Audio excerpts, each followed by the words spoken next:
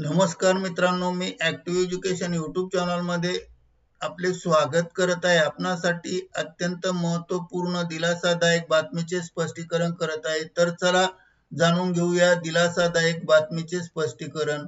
मित्रांनो, बातमी आहे बिग ब्रेकिंग न्यूज. सक्तीची निवृत्ती झाली तर पेन्शन मिळेल की ग्रॅज्युइटी? केंद्राचे नवीन नियम जाहीर. या संदर्भामध्ये स्पष्टीकरण पाहूया. नमस्कार मित्रांनो, ॲक्टिव्ह एज्युकेशन यूट्यूब चॅनलमध्ये आपले मनापासून स्वागत. कर्मचाऱ्यांसाठी आत्ताच्या घडीची सर्वात मोठी बातमी. दिनांक 31 जुलै 2026 रोजी केंद्र सरकारने सक्तीची निवृत्तीच्या संदर्भात नवीन नियम जारी केले आहेत. सक्तीची निवृत्ती झाल्यास तुम्हाला पेन्शन मिळेल की ग्रॅज्युइटी? कोण पात्र असेल? सविस्तर माहिती या व्हिडिओतून पाहूया. आत्ताच्या घडीची मोठी बातमी. आजची बातमी प्रत्येक सरकारी कर्मचाऱ्यांसाठी महत्त्वाची आहे. सक्तीची निवृत्ती झाली तर तुमचे काय होणार? पेन्शन मिळणार की फक्त ग्रॅज्युइटी? केंद्र सरकारने 31 जुलै 2026 रोजी नवीन नियम जारी केले आहेत. जाणून घेऊया नवीन नियम. त्या अगोदर आपण जर ॲक्टिव्ह एज्युकेशन यूट्यूब चॅनलवर नवीन असाल तर चॅनलला लाईक, शेअर आणि सबस्क्राईब करायला विसरू नका.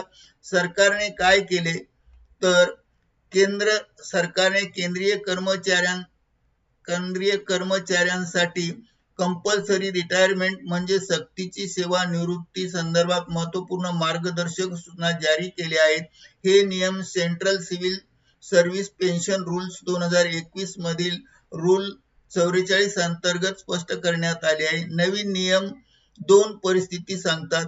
परिस्थिती क्रमांक 1, 10 वर्षापेक्षा जास्त सेवा असेल तर सरकारच्या नियमानुसार जर एखाद्या कर्मचाऱ्याने किमान 10 वर्षाची पात्रता पूर्ण केली असेल तर सक्तीची निवृत्ती झाल्यानंतर त्याला कंपल्सरी रिटायरमेंट पेन्शन मिळू शकते. ही पेन्शन सुपरन्युएशन पेन्शनच्या ठराविक भागावर आधारित असते आणि अंतिम रक्कम सक्षम प्राधिकरण तुमचा सेवाकाळ विचारात घेऊन निश्चित करेल. लक्षात ठेवा, सेवाकाळ जितका अधिक तितकी पेन्शन जास्त मिळण्याची शक्यता या परिस्थितीत व्यक्त केली आहे. परिस्थिती क्रमांक 2, 10 वर्षापेक्षा सेवा कमी असेल तर जर सक्तीची निवृत्ती 10 वर्षात पात्र सेवा पूर्ण होण्यास झाली तर तुम्हाला पेन्शन मिळणार नाही. 10 वर्षे सेवा जर पूर्ण झाली नाही तर मिळणार नाही. म्हणून अशा परिस्थितीत तुम्हाला सर्व्हिस ग्रॅज्युइटी दिली जाईल. ही ग्रॅज्युइटी नियमानुसार निश्चित केली जाईल. अंतिम मंजुरी सक्षम प्राधिकरण करेल. मंत्रालयाचे 2 निर्देश स्पष्ट केले आहेत. निर्देश क्रमांक 1, रूल 44 ची माहिती सर्व कर्मचाऱ्यांपर्यंत पोहोचवावी. 2, 10 वर्षाची सेवा पूर्ण होणाऱ्या कर्मचाऱ्यांच्या टप्प्यावर असलेल्या कर्मचाऱ्यांनी वेळेत पेन्शन अधिकाऱ्यांचा सल्ला घ्यावा आणि सरकारला कोणताही गैरसमज नको आहे. कर्मचाऱ्यांसाठी याचा अर्थ काय? या नवीन स्पष्टतेमुळे तुम्हाला 3 गोष्टींची निश्चित माहिती मिळाली आहे. तर 1, सक्तीची निवृत्ती झाल्यानंतर तुम्हाला पेन्शन मिळेल की ग्रॅज्युइटी? 2, कोणत्या परिस्थितीत कोणता लाभ लागू होईल? अंतिम रक्कम कशा प्रकारे निश्चित केली जाईल? यामुळे आता तुम्हाला आर्थिक नियोजन करणे आणि निवृत्तीची सुरक्षितता ठेवणे सोपे जाणार आहे. महत्त्वाची गोष्ट म्हणजे हा नियम फक्त केंद्रीय कर्मचाऱ्यांसाठी लागू आहे. प्रत्येक प्रकरणात अंतिम निर्णय सक्षम प्राधिकरण घेईल. केंद्र सरकार निष्कर्ष.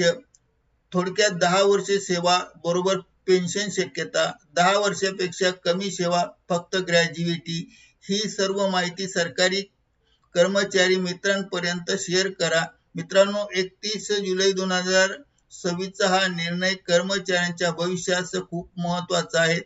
तुमच्या सेवाकाळाची नोंद ठेवा आणि कोणतीही शंका असल्यास पेन्शन विभागाशी संपर्क साधा.